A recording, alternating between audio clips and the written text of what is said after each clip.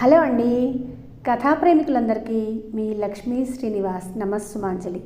Lakshmi Srinivas the story teller కథా కాలక్షేపానికి అందరికీ స్వాగతం, సుస్వాగతం. కథా ప్రేమికులందరికీ ఒక స్మాల్ రిక్వెస్ట్ అండి. మన ఛానల్లో చాలా మంచి కథలు, నావెల్స్ చాలా ఉన్నాయి.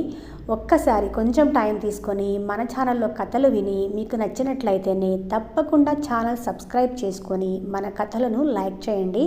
అలా చేసినట్లయితే అవి ఇంకొంతమందికి రీచ్ అయ్యి నాకు హెల్ప్ అవుతుందండి. ఓకేనా?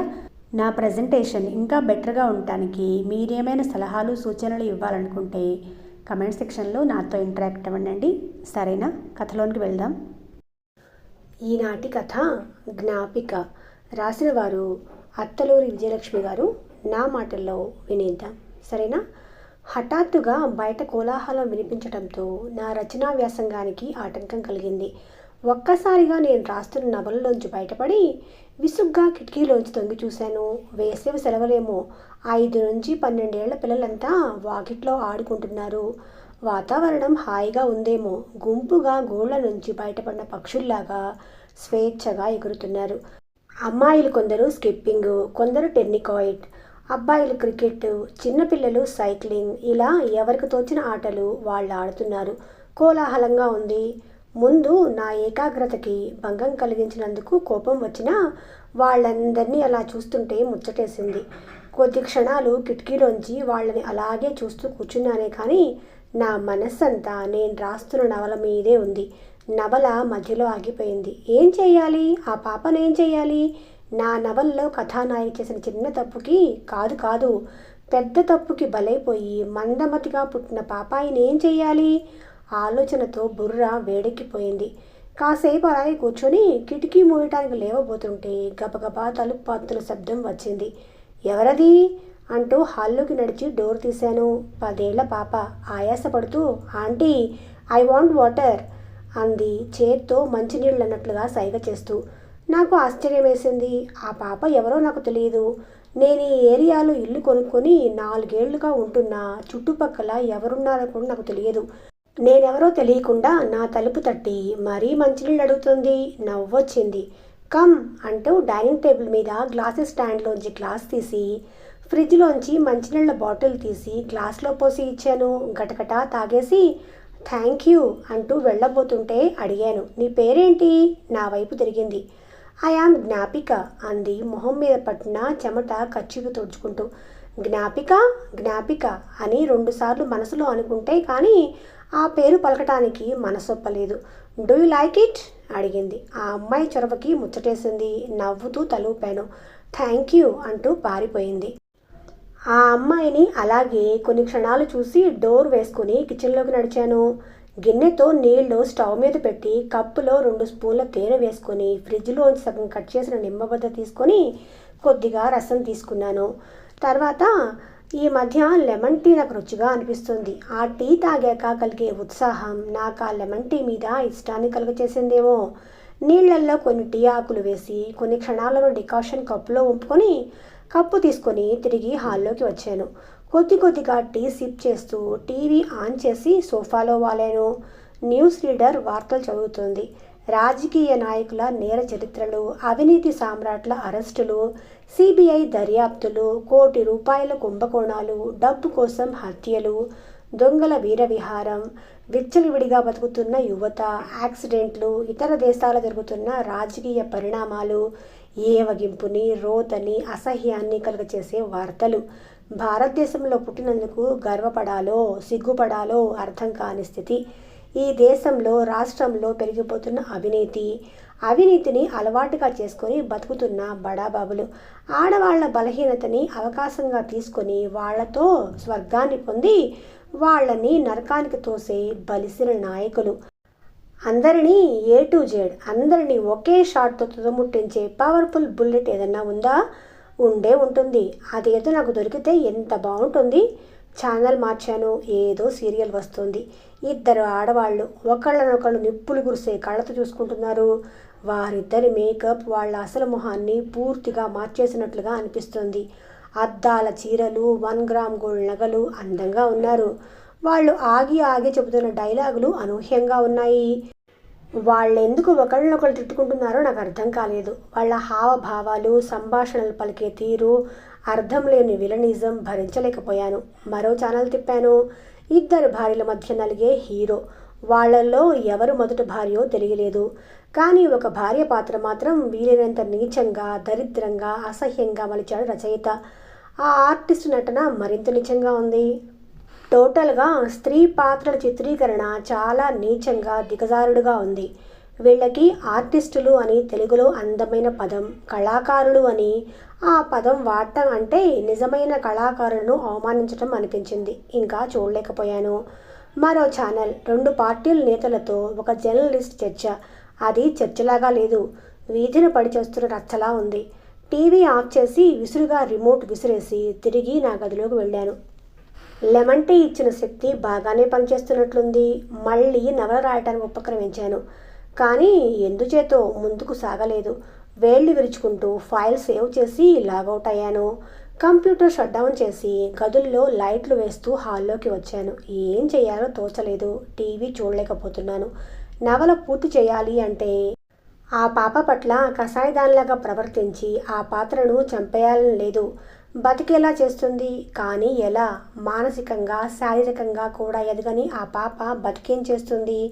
ఎవరు ఆ పాపని కంటికి రెప్పలా కాపాడుకుంటారు? అసలు నేను ఇతివృత్తం ఎందుకు తీసుకున్నాను? బోలెడని సమస్యలుండగా ఈ వస్తువే నాకు ఎందుకు రాయాలనిపించింది?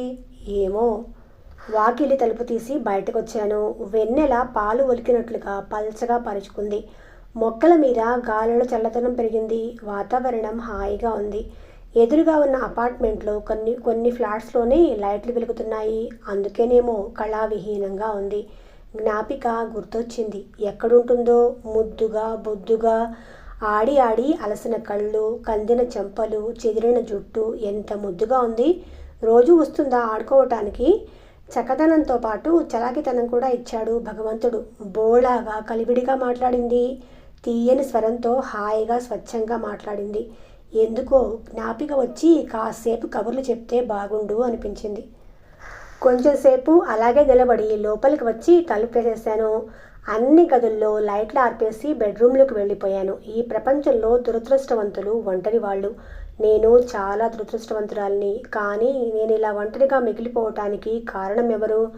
నా మనస్సు ఒక్కసారిగా గతంలోకి వెళ్ళిపోయింది. అప్పుడే పిల్లలొద్దు అంటూ పిల్లలు పుడితే నా కెరీర్ పాడైపోతుందని పిల్లల్ని కనడం వాయిదా వేస్తూ వచ్చినందుకు భగవంతుడు నాకు అస్సలు పిల్లలే లేకుండా చేసేశాడు. పిల్లల కోసం పలవరించిన మాధవ్ విసిగిపోయినట్లున్నాడు. నన్ను, ఈ లోకాన్ని వదిలి వెళ్ళిపోయాడు. ఏం సాధించాను? నిట్టూర్పు గుండెల్ని చీల్చుకుంటూ వచ్చింది. జీవితంలో 50 ఏళ్ళు గడిచిపోయాయి. బోలెడంత డబ్బు, పేరు, ప్రతిష్టలు సంపాదించుకున్నాను. ఇంకా సంపాదిస్తూనే ఉన్నాను. కానీ ఎవరి కోసం? నా తర్వాత ఎవరు అనుభవించాలి? నా దగ్గర 5 లక్షల ఫిక్స్డ్ డిపాజిట్ ఉంది. 50,000 విలువ చేసే ఈ ఇల్లు ఉంది. సుమారు 10 లక్షల దాకా విలువ చేసే బంగారు నగలున్నాయి. సేవింగ్స్ అకౌంట్లో 2-3 లక్షలున్నాయి. ఇంకో 2 ఏళ్లలో రిటైర్ అవుతాను. 20,000 పెన్షన్, మరో కొన్ని లక్షలు బ్యాంక్లో జమ అవుతాయి. ఏం చేయను ఇవన్నీ? ఎంత ఖర్చు పెట్టుకుంటే కరుగుతాయి? ఏం ఖర్చు పెట్టుకోను? ఇంకా సంపాదిస్తాను. బతుకున్నంతకాలం సంపాదిస్తాను. కానీ ఎవరి కోసం? ఎవరున్నారు? గుండెల్లో ఆవేదన సుళ్ళు తిరుగుతూ ఉంటే మంచం మీద వాలిపోయాను. గుండెల నిండా దుఃఖమే, కానీ కన్నీళ్లే కరువయ్యాయి. ఎప్పటికో కానీ నిద్ర పట్టేసింది. రోజులు గడుస్తున్నా నా నవల మాత్రం పూర్తి కావటం లేదు. నా మనస్సు బాధపడకుండా, పాత్రకి అన్యాయం చేయకుండా నేను ఆ పాత్రకి ఒక ముగింపు ఇవ్వాలి. అది ఎలాంటి ముగింపు, ఎలా చేయాలి నాకే అర్థం కావటం లేదు. ఆలోచన సంపూర్ణంగా వచ్చిందాక కంప్యూటర్ ముట్టుకోవద్దని నన్ను నేను నిర్బంధించుకుని కూర్చున్నాను. ఆఫీస్కు వెళ్ళటం, నాకు ఇష్టమైన పార్కులో కొంతసేపు గడిపి ఇంటికి రావటం, టీవీ చూసి పడుకోవటం, ఇదే నా దినచర్య. వారం గడిచింది. ఆ రోజు ఆదివారం. ఉదయం 10 దాటి ఉంటుంది. 6:15 కల్లా లేచి మార్నింగ్ వాక్, యోగా పూర్తి చేసుకొని స్నానం, పూజ కానిచ్చి ఇడ్లీ తిని కూర్చున్నాను. తలుపు చప్పుడైంది. చూస్తే జ్ఞాపిక. వారం క్రితం మంచినీళ్ళ కోసం వచ్చింది. మళ్ళీ ఇవాళ. రారా, వాటర్ కావాలా అడిగాను చెయ్యి పట్టుకొని ముద్దు పెట్టుకుంటూ. వద్దు, పెదవి విరిచింది. నాకు బోరుగా ఉంది. నా ఫ్రెండ్స్ అందరూ వెకేషన్కి ఊరెళ్ళారు అంది చనువుగా సోఫాలో కూర్చుంటూ. అలాగా, మరి నువ్వెళ్ళలేదేం? మమ్మీకి వెకేషన్ లేదు. ఓ, జాలేసింది తన మొహం చూస్తే. అప్పటిదాకా జాలిగా పెట్టిన మొహంలో హుషారు తెచ్చుకుంటూ అడిగింది. ఆంటీ, మీ ఇంట్లో టాయ్స్ ఉన్నాయా? లేవమ్మా, మా ఇంట్లో పిల్లలు లేరు కదా. మీకు చిల్డ్రన్స్ లేరా? ఆశ్చర్యంగా చూసింది. లేరన్నట్లు నవ్వాను. మీరు ఒక్కరే ఉంటారా? అంకుల్ కూడా ఉండరా? లేదు. సరే గాని నీ సంగతి చెప్పు, మీరెక్కడుంటారు? గుమ్మం దాకా వెళ్ళి చేత్తో చూపించింది. అదిగో ఆ అపార్ట్మెంట్. సరిగ్గా మా ఇంటికి కొంచెం ఎదురుగా పెద్ద అపార్ట్మెంట్. ఎవరెవరు ఉంటారు? నీకు ఎంతమంది అక్కలు అన్నలు? నాకు ఒక్కడే తమ్ముడు. అలాగా, మరి తమ్ముడిని తీసుకొని రాలేదేం? వాడిక్కడ లేడు, అమెరికా.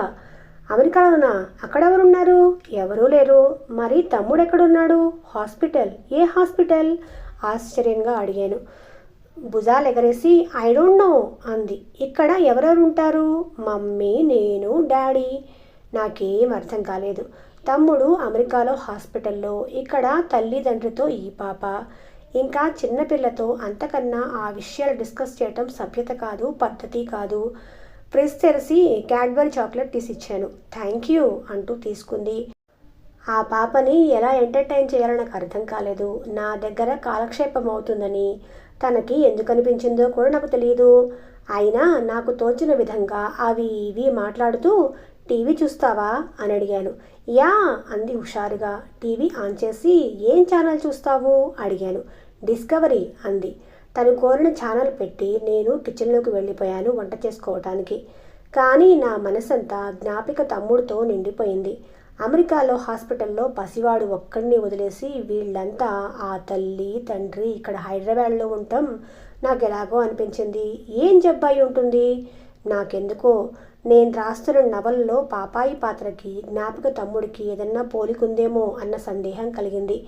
రాసే నవల మీద ధ్యాస ఉన్న ప్రతి రచయితుడికి ఇలాంటి ఆలోచనలు వస్తూనే ఉంటాయి అన్నది వాస్తవం. కాబట్టి అంతగా నా ఆలోచనకి ప్రాధాన్యం ఇవ్వకపోయినా ఎక్కడో మనసులో ఓ మూల జ్ఞాపిక తమ్ముడిని గురించిన వివరాలు పూర్తిగా తెలుసుకోవాలి అని అనిపించింది. ఆంటీ, ఐఎమ్ గోయింగ్ అంటూ కిచెన్లోకి వచ్చింది జ్ఞాపిక. ఏం బోరుగా ఉందా అడిగాను. నాకెందుకో తను వెళ్ళటం ఇష్టం లేదు. అనుకోని అతిథిలా ఇంట్లోకి వచ్చి చనువుగా ఆ పాప తిరుగుతూ ఉంటే ఇంటికి కొత్త అందం వచ్చినట్లుగా అనిపిస్తుంది. అందుకే అన్నాను, నాతో కలిసి లంచ్ చేస్తావా? నో, మమ్మీ తిడుతుంది అంటూ పారిపోయింది. అప్పటి నుంచి జ్ఞాపిక కోసం ఎదురు చూడటం నా దినచర్యలో భాగమైపోయింది. ఆ అమ్మాయి కూడా నా దగ్గరికి తరచూ నేను ఇంట్లో ఉన్న సమయంలో రావటం, కాసేపు ఏవో కబుర్లు చెప్పి టీవీ చూసి వెళ్ళటం అలవాటైపోయింది. అప్పుడప్పుడు డ్రెస్సింగ్ టేబుల్ దగ్గరికి వెళ్ళి నెయిల్ పాలిష్లు తీసుకొని వేసేసుకోవటం, ఎంతో స్వతంత్రంగా ఫ్రిడ్జ్లో వాటర్ బాటిల్ తీసుకొని నీళ్లు తాగేయటం, ఫ్రీజర్లో చాక్లెట్స్ కోసం వెతుక్కోవటం, రిమోట్ తీసుకొని నచ్చిన ఛానల్ పెట్టుకుని టీవీ చూడటం, ఇలా ఎంత అలవాటైపోయిందంటే తన కోసం నేను ఆఫీస్ నుంచి పార్కుకు వెళ్ళే అలవాటు మానుకొని ఇంటికి త్వరగా రావటం ప్రారంభించాను. తన సమక్షంలో నేను కోల్పోయిందేదో పొందుతున్న అనుభూతి కలగసాగింది. నాకు తెలియకుండానే జ్ఞాపిక పట్ల నాలో అభిమానం, వాత్సల్యం కలిగి తన రాక్ కోసం ఎదురు చూడటం ఒక అలవాటుగా మారిపోయింది. జ్ఞాపికను చూస్తుంటే నా నవల మొత్తం తిరగరాయాలనిపిస్తుంది. నేను సృష్టించిన పాత్రల్లో ఎక్కడా ఏ లోపం లేకుండా, విషాదం, వెలుతు లేకుండా మార్చేయాలని అనిపిస్తుంది. కథానాయిక చేసిన పొరపాటు ద్వారా కలిగిన బుద్ధిమాంద్యం వల్ల పాప పాత్ర స్థానంలో జ్ఞాపిక లాంటి చక్కటి చలాకీ పాపాయిని సృష్టించి ఆ పాత్రతో నాకు ఒక అనుబంధాన్ని పెంచుకోవాలి అనిపిస్తుంది. కానీ నవల మొత్తం మార్చాలి. ఈ నవలని నేను అలా మార్చలేను. ఏది ఏమైనా జ్ఞాపిక రాక నా జీవితంలో ఒక చిన్న ఆనందానికి తెరతీసింది. అయితే సరిగ్గా 2 రోజుల్లో నా ఆనందానికి చిన్న అవరోధం ఏర్పడింది. అనుకోకుండా జ్ఞాపిక రావటం మానేసింది. మొదటి 2 రోజులు అసహనంగా ఎదురు చూశాను. ఏమైందో ఏంటో అని బెంగ పెట్టుకున్నాను. వాళ్ళుండే అపార్ట్మెంట్ తెలిసినా ఫ్లాట్ నెంబర్ తెలియకపోవడంతో ఎందుకు రావటం లేదో విచారించడానికి కూడా వెళ్ళలేకుండా అయిపోయింది. నాకు తెలియకుండానే నాలో నిరుత్సాహం, ఏదో తెలియని వెలితి, దుఃఖం కలగసాగాయి. 4 రోజులు గడిచాయి. పాప రాలేదు. ఆ రోజు నేను ఇంకా ఆగలేకపోయాను. తలుపు తాళం వేసి వాళ్ళ అపార్ట్మెంట్ వైపు వెళ్ళాను. వాచ్మెన్ కనిపించాడు. అతన్నే అడిగాను, జ్ఞాపిక అనే పాప వాళ్ళు ఏ ఫ్లాట్లో ఉంటారో తెలుసా అని. తెలుసమ్మా, 202లో ఉంటారు. లిఫ్ట్లో సెకండ్ ఫ్లోర్కి వెళ్ళాను. వెంటనే కనిపించింది 202. తలుపు వేసి ఉంది. ఫ్లాట్లలో మామూలే కదా. కాలింగ్ బెల్ కొట్టాను. కొన్ని సెకన్ల తర్వాత పంజాబీ డ్రెస్లో ఉన్న ఒక అమ్మాయి డోర్ తీసింది. నా వైపు ఆశ్చర్యంగా చూసింది. జ్ఞాపిక ఇల్లేనా అడిగాను. మీరు? జ్ఞాపిక ఫ్రెండ్. నవ్వుతూ ఉందా అని అడిగాను. రండి లోపలికి. ఆ అమ్మాయి పక్కకు జరిగి చోటిచ్చింది. హాల్లో దివాన్ మీద వడలిన గులాబీలాగా పడుకొని ఉంది జ్ఞాపిక. నాకు కంగారుగా అనిపించింది. వేగంగా దివాన్ దగ్గరికి వెళ్ళి జ్ఞాపిక అంటూ పిలిచాను. కళ్ళు తెరిచింది. నన్ను చూసి హాయ్ ఆంటీ అని నవ్వింది. నీరసంగా ఉన్న ఆ నవ్వు చూస్తే నాకు దుఃఖం వచ్చింది. ఏమైందమ్మా అడిగాను. ఫీవర్ అంది. నేను ఆ పాప తల్లి వైపు చూశాను. అవునండి, 1 వీక్ నుంచి ఫీవర్ అని జ్ఞాపిక దగ్గరగా వచ్చి ఆప్యాయంగా చుట్టు చవరిస్తూ, అరేరే నీకు తెలుసా, నువ్వు రాకపోతే నాకు అసలు తోచడం లేదు అన్నాను జ్ఞాపికతో. నా మాటలకి తల్లి వైపు చూసింది. ఆ చూపులో చూసావా అన్న భావన కనిపించింది. ఆమె నా వైపు చూసి మీరెక్కడుంటారు అడిగింది. నేను చెప్పాను. అంతేకాదు జ్ఞాపిక నాకు ఎలా పరిచయమైందో, తన పట్ల నా మనసులో అభిమానం రోజు రోజుకి ఎలా పెరుగుతుందో అన్నీ చెప్పాను. అలాగా, నాకు అస్సలు తెలియదు. తను ఆడుకోవటానికి వెళ్తుంది కదా, ఎవరింటికి వెళ్తుందో నాకు తెలియదు. సారీ, మిమ్మల్ని ఇబ్బంది ఏం పెట్టలేదు కదా మా అమ్మాయి అంది. ఇబ్బంది పెట్టిన వాళ్ళని వెతుక్కుంటూ వస్తారా ఎవరైనా అడిగాను. ఆమె ఏం మాట్లాడలేదు. జ్ఞాపిక వైపు చూసి అడిగాను. ఏమన్నా తింటున్నావా? ఫ్రూట్స్ తింటావా? నో ఖచ్చితంగా అంది. ఏం తినటం లేదు, యాంటీబయాటిక్స్ వాడుతున్నాం కదా అంది వాళ్ళమ్మ. కాసేపు అలాగే కూర్చుని కబుర్లు చెప్పి నేను ఇంటికి వచ్చానే కానీ జ్ఞాపికను విడిచి రావటం అస్సలు నచ్చలేదు నాకు. ఆ రోజు నుంచి రోజు ఆఫీస్ నుంచి వస్తూ వస్తూ అటువైపు ఓ అడుగు వేసి రావటం మొదలుపెట్టాను. 2 రోజుల్లో జ్ఞాపిక కొంచెం తేరుకుంది. ఇంట్లో తిరుగుతుంది. జ్ఞాపిక తల్లి పేరు కృతిక. ఆ అమ్మాయితో కూడా నాకు బాగానే సాన్నిహిత్యం పెరిగింది. ప్రతిరోజు తన కోసం పళ్ళు పేస్ట్రీలు తీసుకుని వెళ్ళటం, బతిమాలి గారం చేసి తినిపించటం నాకే ఆశ్చర్యంగా అనిపిస్తుంది. మా ఇద్దరి మధ్య ఈ చిత్రమైన అనుబంధం ఎలా ఏర్పడిందో కూడా నాకు అర్థం కాలేదు. ఈ హడావుల్లో నా నవల సంగతిని తాత్కాలికంగా మర్చిపోయాను. నాకు జ్ఞాపిక పట్ల ఉన్న అభిమానానికి, ప్రేమకి కృతిక మనస్ఫూర్తిగా ఆనందించింది. మా అమ్మాయి ఎక్కడికి వెళ్ళదు, అలాంటిది మీ ఇంట్లో అంత చనువుగా కలిసిపోయిందంటే నమ్మలేకపోతున్నాను అంది ఒకరోజు. నవ్వి ఊరుకున్నాను. నా మనసులో ఉన్న సందేహం తీర్చుకోవటానికి ఆ రోజే నాకు అవకాశం కూడా కలిగింది. జ్ఞాపిక వాళ్ళ నాన్నతో కలిసి చాలా రోజుల తర్వాత బయటకు వెళ్ళింది. ఇంట్లో నేను, కృతిక కూడా నన్ను ఆంటీ అనే పిలుస్తుంది. అందుకే జ్ఞాపిక చెప్పాను నన్ను అమ్మమ్మ అని పిలవమని. కానీ తను అలా పిలవటం లేదు. సో తల్లి కూతుళ్ళిద్దరికీ నేను ఆంటీనే. కృతిక, జ్ఞాపిక తమ్ముడెక్కడుంటాడు అడిగాను. ఉలిక్కిపడినట్లుగా చూసింది. ఆమె మొహంలో విషాద ఛాయలు గమనించాను. కొన్ని క్షణాలాగి ఇంకా ఏం చెప్పింది జ్ఞాపిక అడిగింది. అమెరికాలో ఏదో హాస్పిటల్లో ఉన్నాడని చెప్పింది. ఎనీ ప్రాబ్లం అడిగాను. హఠాత్తుగా కృతిక 2 చేతుల్లో మొహం దాచుకొని వెక్కి వెక్కి ఏడవసాగింది. ఆమె ఏడుపు చూస్తే నా గుండె చెరువైంది. అంత బాధ కలిగించే విషయమా? నేను అనవసరంగా గుర్తు చేశానా అని నన్ను నేను తిట్టుకుంటూ ఆమెని ఓదార్చేందుకు ప్రయత్నించాను. కొన్ని క్షణాల తర్వాత చున్నీతో కన్నీళ్లు తుడుచుకొని బొంగురుపోయిన గొంతుతో సారీ అంది. సారీ నువ్వు కాదు, నేను చెప్పాలి. నిన్ను చాలా బాధ పెట్టాను. అంత బాధ కలిగించే విషయమైతే చెప్పదులే కృతిక అన్నాను. లేదు లేదు చెప్తాను.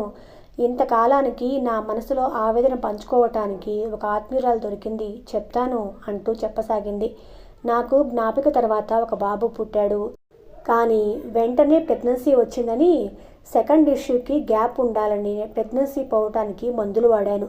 కానీ ఫలితం దక్కలేదు. ఆ తర్వాత అబార్షన్ చేయించుకోవటానికి వెళ్ళాను. డాక్టర్స్ నా ప్రాణానికి ప్రమాదమని అబార్షన్ సంగతి మర్చిపోయి డెలివరీ అవగానే ఫ్యామిలీ ప్లానింగ్ ఆపరేషన్ చేయించుకోమని చెప్పారు. చేసేది లేక ఊరుకున్నాను. కానీ బ్యాడ్ లక్, బాబు సరిగా పుట్టలేదు. అంటే ఇంటలెక్చువల్ డిజేబిలిటీ, మానసికంగా ఎదగని బాబు శారీరకంగా కూడా ఎదగలేదు. అలాగే చాలా పీలగా ఉండేవాడు. 5 ఏళ్ళు వచ్చినా మాటలు రాలేదు. చూపుల్లో వెర్రితనం. నోటి వెంట చొంగ కార్చుకుంటూ జ్ఞాపిక వాడిని దగ్గరకు తీయనిచ్చేది కాదు. తను వాడిని ముట్టుకునేది కాదు. ఈ బాధ భరించలేక కొంతకాలం హాస్పిటల్లోనే ఉంచేశాం. ఒక సైక్రియాటిస్ట్ పర్యవేక్షణలో 2 ఏళ్ళు ఉన్నాడు ట్రీట్మెంట్ కోసం. వాడి కోసమే నేను ఉద్యోగంలో చేరాను. లక్షలకి లక్షలు ఖర్చు అయింది. కానీ కృతిక దుఃఖం అణుచుకుంటున్న దానిలాగా కొన్ని క్షణాలు మౌనంగా ఉండిపోయింది. ఆ తర్వాత తాను సంభాళించుకుంటూ ఏమాత్రం ఇంప్రూవ్మెంట్ లేదు. కొంతకాలం మెంటల్ రిటార్డెడ్ స్కూల్లో చేర్పించాం. మా దౌర్భాగ్యం, చాలామంది పిల్లలు పూర్తిగా కాకపోయినా కొంతైనా మారారు.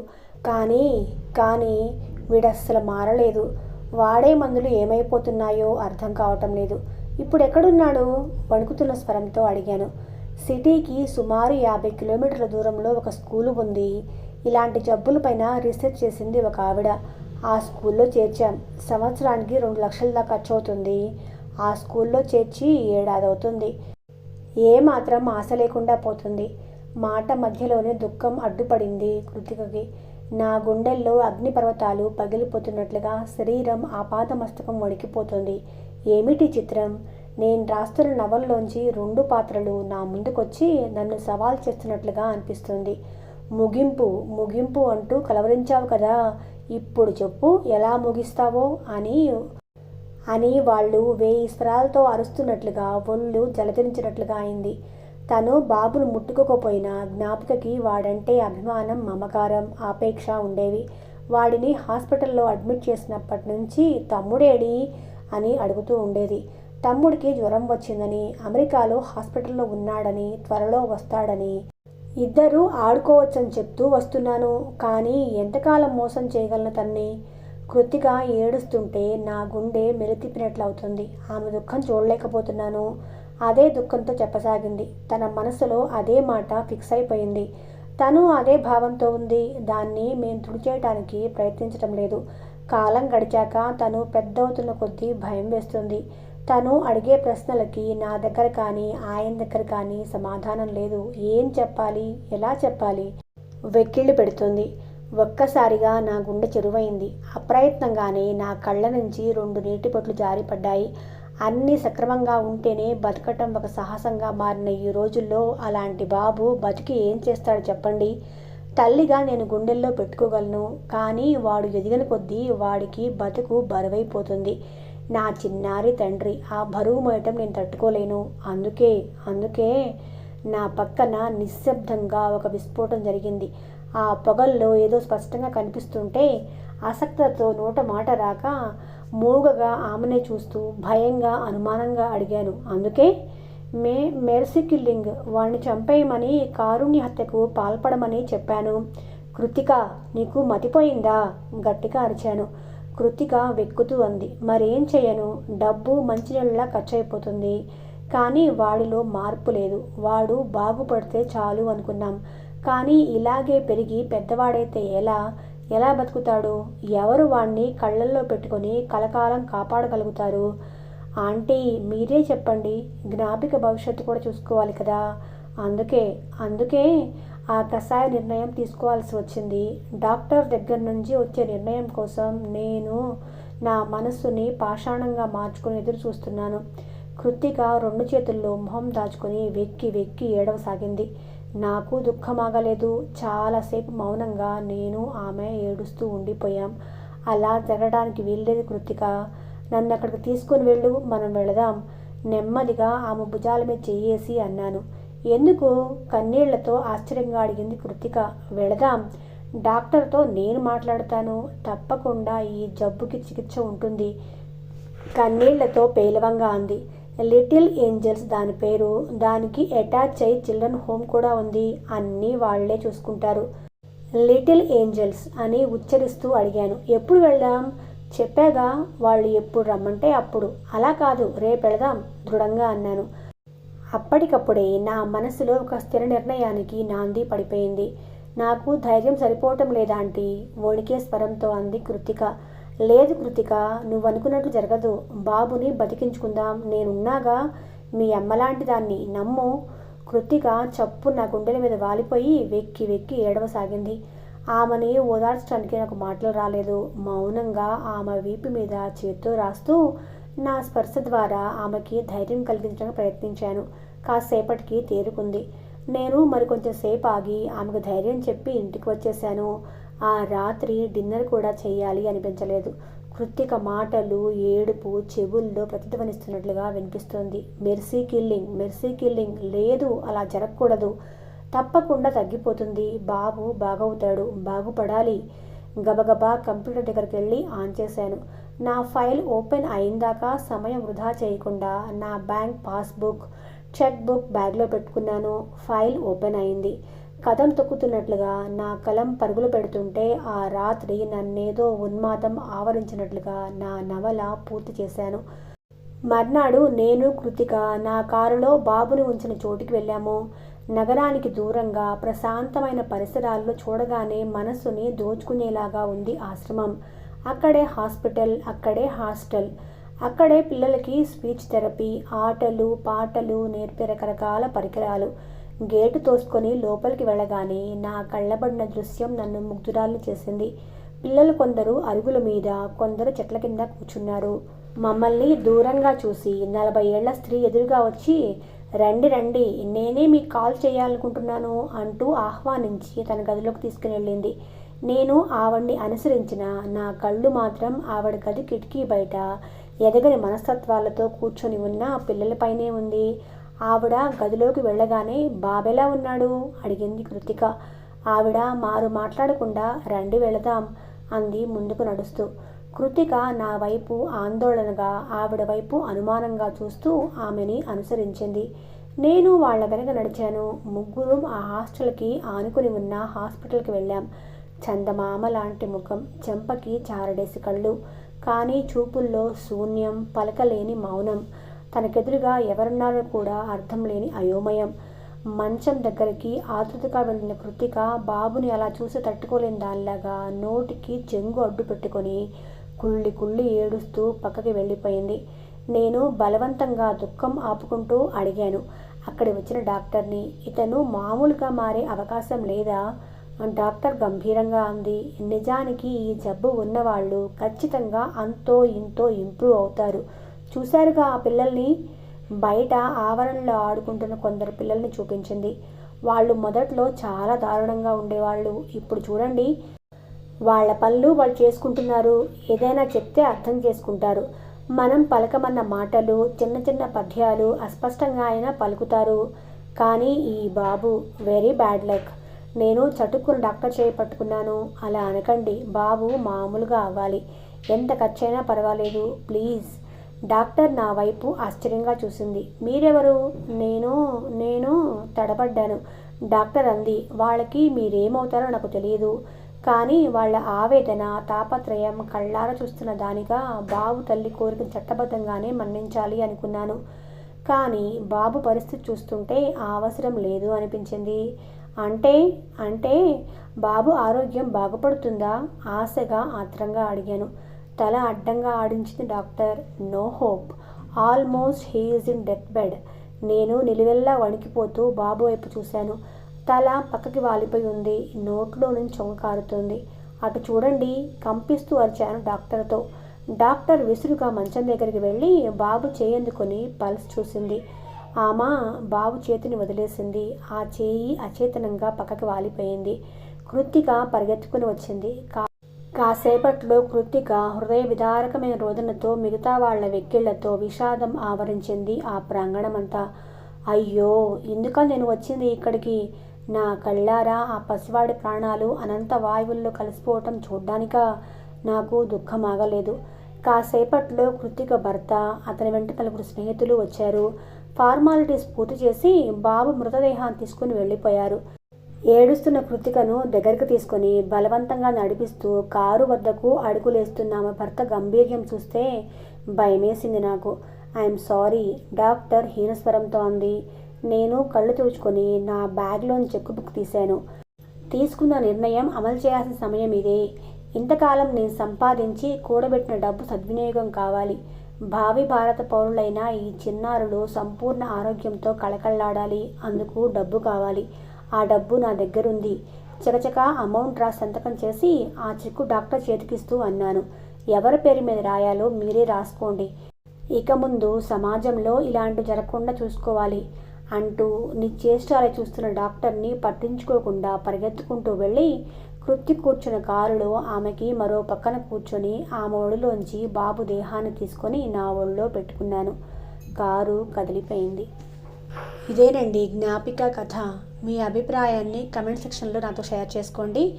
సరేనండి, ఉంటాను. మళ్ళీ కలుసుకుందాం.